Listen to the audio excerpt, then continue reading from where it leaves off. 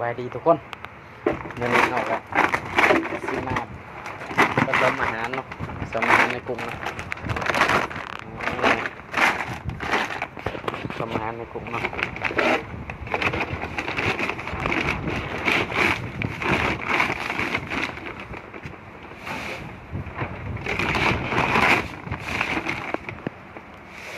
แล้วเราก็ตักสั่งกิโล4 โลผสมยาเข้ากันก่อนเนาะ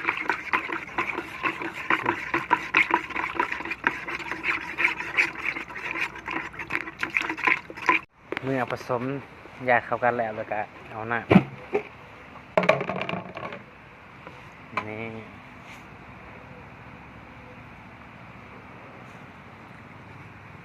ตะโคดเอาไปคนให้มันเข้ากัน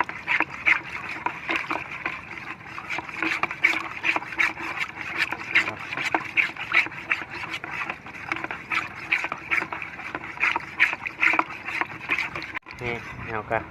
คนเสร็จแล้วเนาะเอากระเทลงนี้เลยมาทุกคน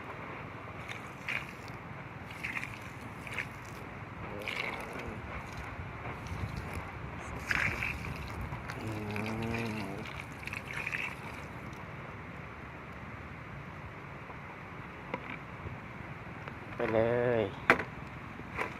กันรอแป๊บนึงเนาะให้น้ำมันซึมเข้าไปก่อนแล้วเราก็สิมาผสมดู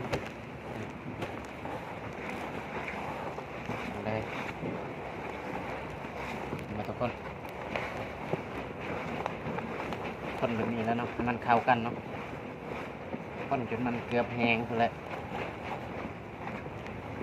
จนมันเข้ากันได้ดีเกือบแห้งเศร้า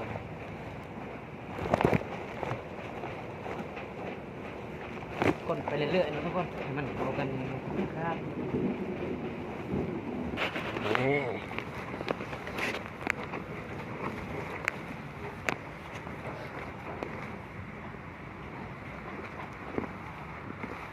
นี่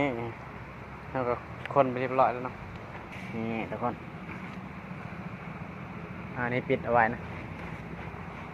เวลาหาวานจะนอนกับจังมาวานนะทุกคนเราก็สิบริทายให้เบิกนะตอนหาวานนะเพอมีผู้คนจับกล่องแนวนะ